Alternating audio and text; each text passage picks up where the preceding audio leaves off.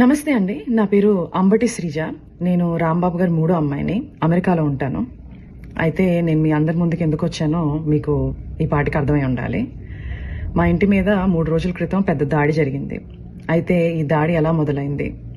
రాంబాబు గారు గుడికెళ్ళి తిరిగి ఇంటికి వస్తుంటే కొంతమంది టీడీపీ వాళ్ళు కర్రలు పట్టుకుని రాళ్లు పట్టుకుని ఫిజికల్ అటాక్కి వస్తూ థ్రెటన్ చేస్తూ ఆయన రెచ్చగొట్టే ప్రయత్నం జరిగింది. కొంత బూతు పదజాలం వాడుతూ ఒక మహిళ.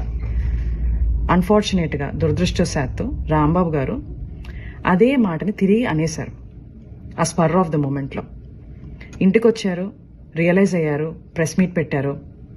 ఇంత పెద్ద లీడర్గా ఉండి నా బ్యాలెన్స్ని నేను కోల్పోయి ఉండకూడదు, నేను ఆ మాట అనుండకూడదు అని ఆయనకున్న పశ్చాత్తాపాన్ని చాలా క్లియర్గా వ్యక్తం చేశారు. అయినా వాళ్ళు తృప్తి చెందలేదు. లీగల్ కాన్సిక్వెన్సెస్ ఫేస్ చేస్తానని కూడా ఆయన చెప్పడం జరిగింది. కానీ వాళ్ళకి వేరే ఎజెండాస్ ఉన్నాయి.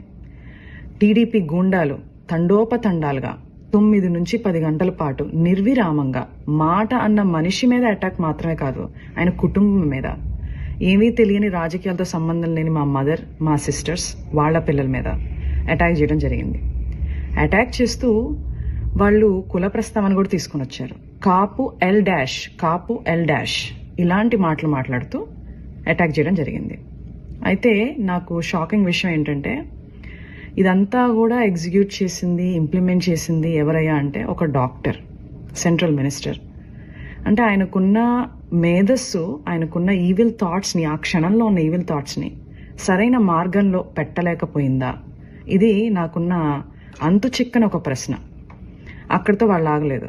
రాంబాబు గారిని అరెస్ట్ చేశారు. ఏమని చెప్పి అరెస్ట్ చేశారు? మీకు భద్రత లేదు బయట ఉంటే అని చెప్పి అరెస్ట్ చేశారు. అరెస్ట్ చేసి చాలా కన్వీనియంట్గా 4 గోళ్ల మధ్యలో బంధించి కాళ్ళు చేతులు పట్టుకుని ఫిజికల్గా హెరాస్ చేయడం జరిగింది. ఆయన ఒక ఎక్స్ మినిస్టర్. సరే, మీకు ఆ గౌరవం ఇవ్వడం ఇష్టం లేదు. ఆయన ఒక సీనియర్ సిటిజన్, 65 నుంచి 70 ఏళ్ల మధ్యలో ఉంటుంది ఆయన వయసు. అయినా కూడా వాళ్ళకి గౌరవం ఇవ్వాలని లేదు. రాక్షసానందం పొందారు. అయితే నాకు అనిపిస్తుంది, ఇంతకుముందు మా ఇంట్లో వాళ్ళు అమెరికాలో ఉన్నాను, ఫారెన్ కంట్రీలో ఉన్నాను అని చెప్పి నా యోగక్షేమాలు కనుక్కోవడానికి తరచూ నాకు ఫోన్ చేసి మాట్లాడుతుండేవాళ్ళు. ఇప్పుడు ఆపోజిట్ అయిపోయింది సిచ్యుయేషన్. అయితే రోజులని ఒకటిలా ఉండవు. నిన్నటి రోజు ఈ రోజు ఉండదు, ఈ రోజు రేపు రాదు. 4 రోజుల క్రితం మా ఇంటికి ఎంతమంది అయితే జనాలు వచ్చారో అంతకు 10 మంది ఈరోజు రావడం జరిగింది, ప్రేమాభిమానాలతో. ఆ రోజు మా ఇంట్లో కిటికీలు, అద్దాలు, తలుపులు పగిలిపోయాయి. ఈరోజు ఏకంగా గోడలే పగిలిపోయినాయి.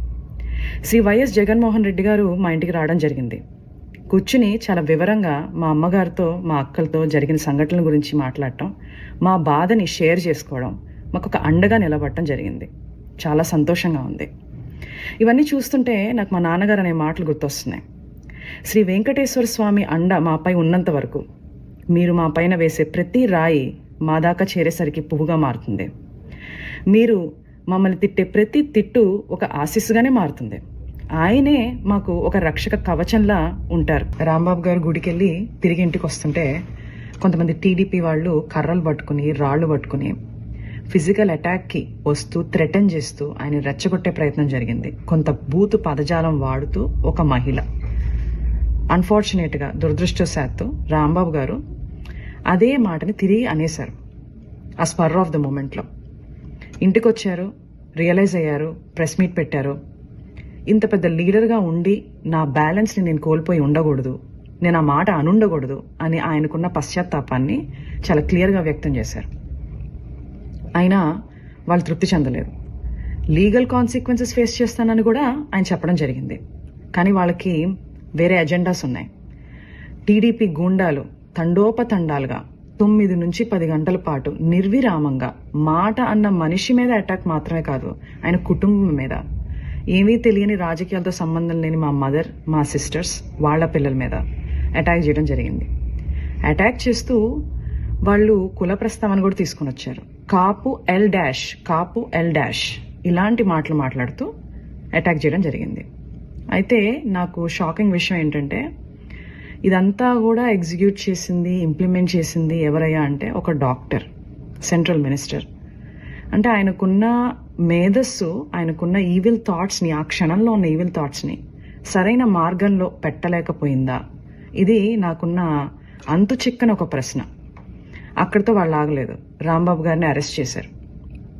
ఏమని చెప్పి అరెస్ట్ చేశారు? మీకు భద్రత లేదు బయట ఉంటే అని చెప్పి అరెస్ట్ చేశారు. అరెస్ట్ చేసి చాలా కన్వీనియంట్గా 4 గోళ్ల మధ్యలో బంధించి కాళ్ళు చేతులు పట్టుకుని ఫిజికల్గా హెరాస్ చేయడం జరిగింది. ఆయన ఒక ఎక్స్ మినిస్టర్. సరే, మీకు ఆ గౌరవం ఇవ్వడం ఇష్టం లేదు. ఆయన ఒక సీనియర్ సిటిజన్. 65 నుంచి 70 ఏళ్ల మధ్యలో ఉంటుంది ఆయన వయసు. అయినా కూడా వాళ్ళకి గౌరవం ఇవ్వాలని లేదు. రాక్షసానందం పొందారు. అయితే నాకు అనిపిస్తుంది, ఇంతకుముందు మా ఇంట్లో వాళ్ళు అమెరికాలో ఉన్నాను, ఫారెన్ కంట్రీలో ఉన్నాను అని చెప్పి నా యోగక్షేమాలు కనుక్కోవడానికి తరచూ నాకు ఫోన్ చేసి మాట్లాడుతుండేవాళ్ళు. ఇప్పుడు ఆపోజిట్ అయిపోయింది సిచ్యుయేషన్. అయితే రోజులని ఒకటిలా ఉండవు. నిన్నటి రోజు ఈ రోజు ఉండదు, ఈ రోజు రేపు రాదు.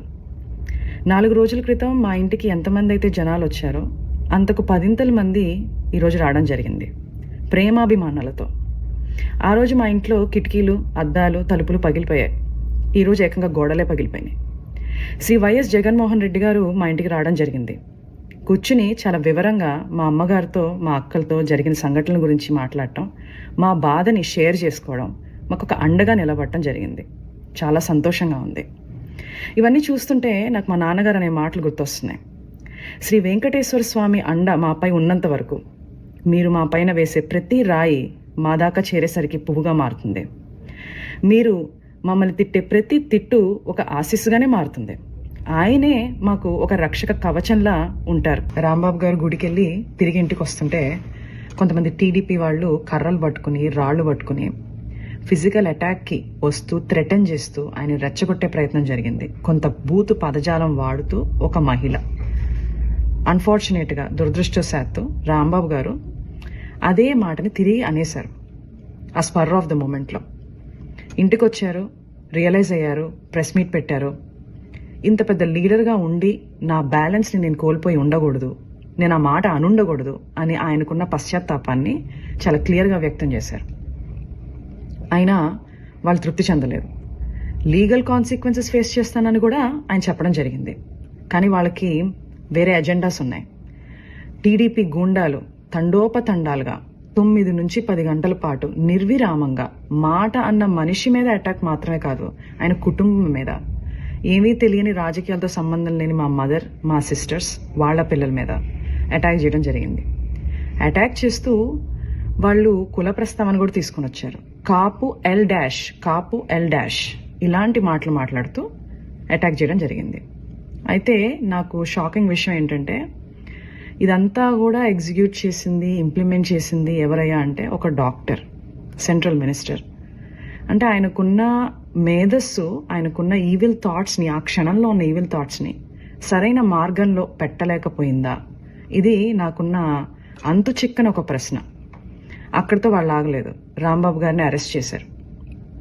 ఏమని చెప్పి అరెస్ట్ చేశారు? మీకు భద్రత లేదు బయట ఉంటే అని చెప్పి అరెస్ట్ చేశారు.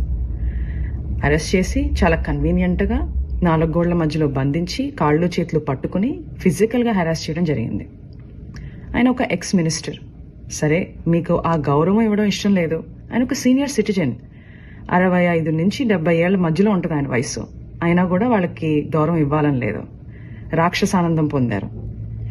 అయితే నాకు అనిపిస్తుంది, ఇంతకుముందు మా ఇంట్లో వాళ్ళు అమెరికాలో ఉన్నాను, ఫారెన్ కంట్రీలో ఉన్నాను అని చెప్పి నా యోగక్షేమాలు కనుక్కోవడానికి తరచూ నాకు ఫోన్ చేసి మాట్లాడుతుండేవాళ్ళు. ఇప్పుడు ఆపోజిట్ అయిపోయింది సిచ్యుయేషన్.